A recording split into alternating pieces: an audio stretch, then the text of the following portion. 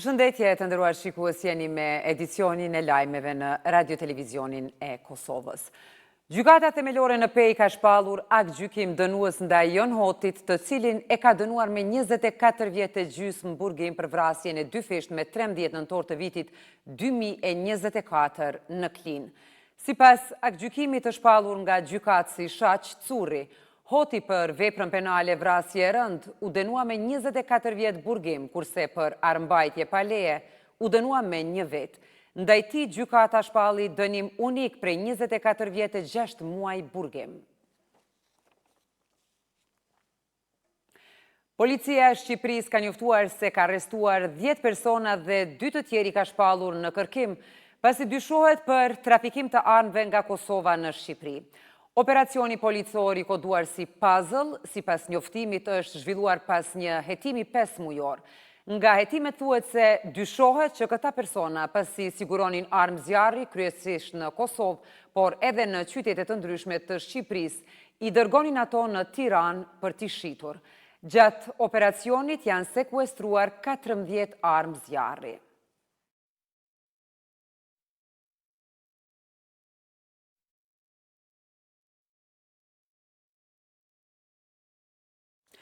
Ushtarët e policisë ushtarake të caktuar në komandën rajonale lindje të misionit të udhëhequr nga NATO KFOR kanë përfunduar me sukses një trajnim të përbashkët për armët së bashku me pjesëtarët të ushtrisë polake. Në njoftimin e KFOR-it thuhet se qëllimi i ushtrimit është ruajtja dhe përmirësimi i aftësive të shtënave nëpërmjet testimeve individuale me armë, duke garantuar një nivel të lartë gatishmërie dhe sigurie. Sipas KFOR-it, ky mision punon ngushtë me Policinë e Kosovës dhe EULEX-in në kuadër të përgjegjësive të tyre për reagim ndaj situatave të sigurisë.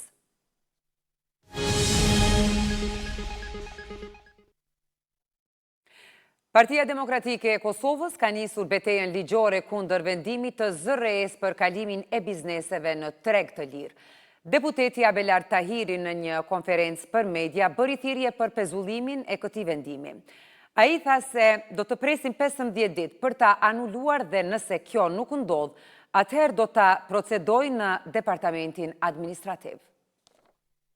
Ky vendim i paligjshëm është një vendim i cili e rëndon jetën e qytetarëve në vendin tonë, sepse ngritjen e çmimeve, qofshin ato të produkteve ushqimore, qofshin të produkteve tjera në shfrytëzim ditor të qytetarëve të Republikës së Kosovës, e kanë të pamundun ta përballojnë pra këto kosto të lartë me këto hyra të vogla që kanë nga rritja e çmimeve që do të pasojë nga ky vendim jashtëligjshëm i zyrës rregullatorit të energjisë elektrike të Kosovës.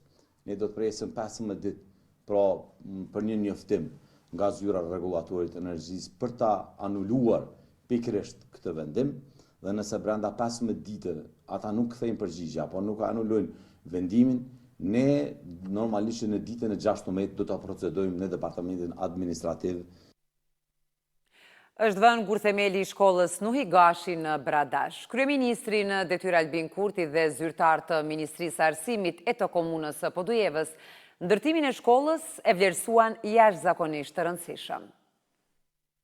Do të kushtoj ofër 625.000 euro, një sipërfaqe gjithëmbarshme për 1330 metra katror, në 2 etazhe, me hapësirë për administrat, me toalete moderne, që përfshin edhe ato për fëmijë me nevoja të veçanta, dhe kjo është lajmi mirë për arsimin, për Bradashin, për Podujevën dhe për të gjithë prindrit të cilët do t'i sjellin fëmijët e tyre në shkollën Nuhi Gashi, pra në shkollën e cila e mban emrin e një mësuesi të devotshëm e bashkëluftarit të Shaban Polluzhës. Është objekti nënt shkollor për këto 5 vite të qeverisës së lëvizjes vendosur këtu në Podujevë, pa i llogaritur edhe 8 të objekte të qerrlleve të cilat janë investuar gjatë këtij mandati dhe po punojmë shumë bashkërisht edhe me qeverinë e vendit, me Ministrinë e Arsimit që për ditë më shumë t'ju krijojmë kushte sa më të mira nxënësve tanë.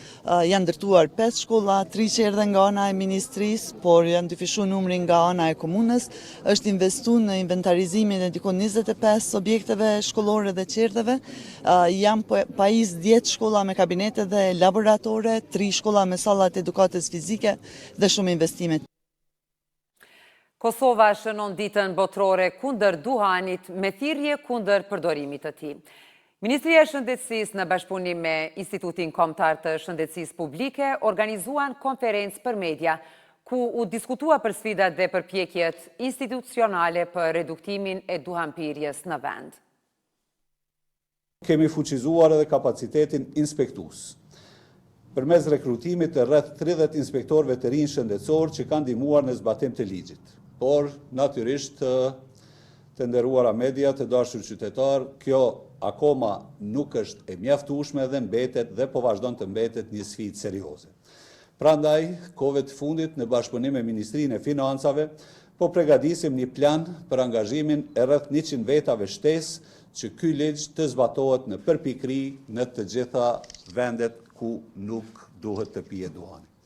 Gjithashtu janë realizuar edhe fushata të vazhdueshme edukuese dhe materiale vëdisuese në bashkëpunim me partnerët ndërkombëtar si Organizata Botërore e Shëndetësisë dhe AQH-ja, në shkolla, në institucione shëndetësore dhe në rrjetet sociale. Që nga hyrja në fuqi e ligjit për kontrollin e duhanit në 22 maj të vitit 2013, ulëmtimet që janë zhvilluar nga Instituti qoftë GYC, që është zhvilluar GYC Kosova në vitin 2016, qoftë STEPS në vitin 2019, për fat mirë kanë nxjerrë atë që ka qenë edhe shënimi i ligjit, do të thotë uljen e prevalencës së përdorimit të duhanit në vendin tonë. Ky ligj është një hap i guximshëm, por është i drejtë. Edhe ky ligj nuk synon të penalizojë qytetarët, por të mbrojë shëndetin e tyre dhe të brezave që vinë. Ne nuk mund dhe nuk duhet të lejojmë që fëmijët dhe të rinjtë tanë të bëhen një tregiri për industrinë e duhanit. Në emër të KADC-s dhe të gjithë partnerëve që mbështesin këtë reformë, ftojmë Kuvendin e Kosovës, institucionet përgjegjëse dhe shoqërinë civile që të veprojmë tani për një të ardhme pa typ, pa mashtrime dhe pa varësi.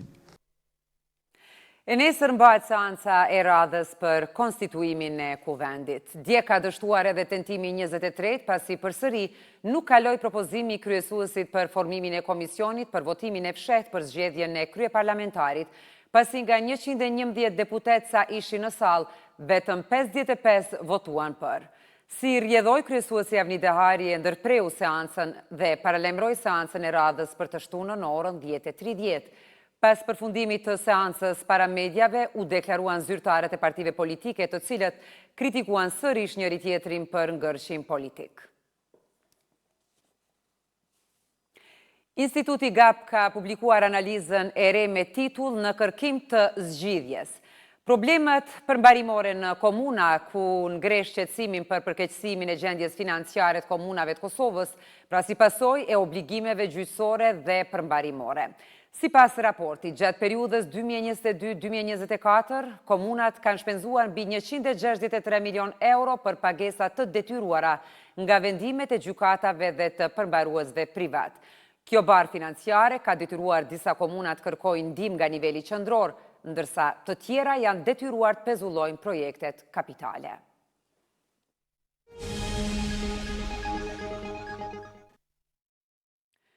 Izraeli ka pranuar një propozim të ri të SHBA-s për një armpushim të përkohshëm me Hamasin, duke nënshkruar planin e të dërguarit amerikan Steve Witkoff dhe se ishte duke pritur për një përgjigje zyrtare nga Hamasi, tha Shtëpia e Bardhë.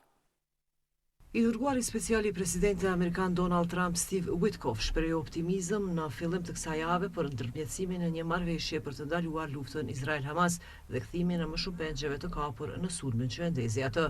Sekretarja e shtypit të Shtëpisë së Bardhë, Caroline Levitt, u tha gazetarëve se Izraeli mbështeti propozimin e ri. Zyrtarët e Hamasit i dhanë draftit të miratuar nga Izraeli një përgjigje të ftohtë, por thonë se donin të studionin propozimin më nga afër përpara se të jepnin një përgjigje zyrtare. Witkoff nuk e ka publikuar propozimin e tij të fundit, por një zyrtar i Hamasit dhe një zyrtar egjiptian konfirmuan në mënyrë të pavarur disa nga detajet.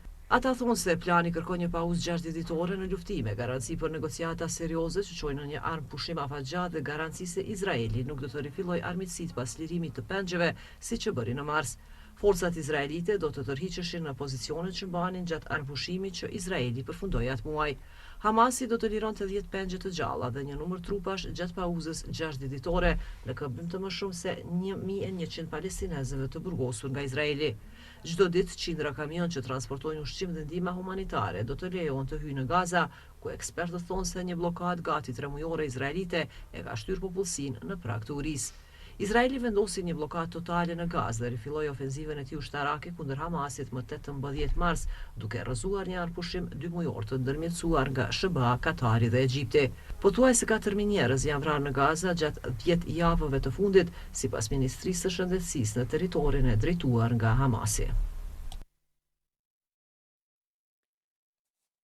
Kaq për këtë edicion të nderuar shikues, për informacionet e fundit na ndiqni dhe pëlqeni edhe në rrjetet sociale dhe mos harroni jemi gjithmonë live në rtk live.com. Faleminderit për vëmendjen.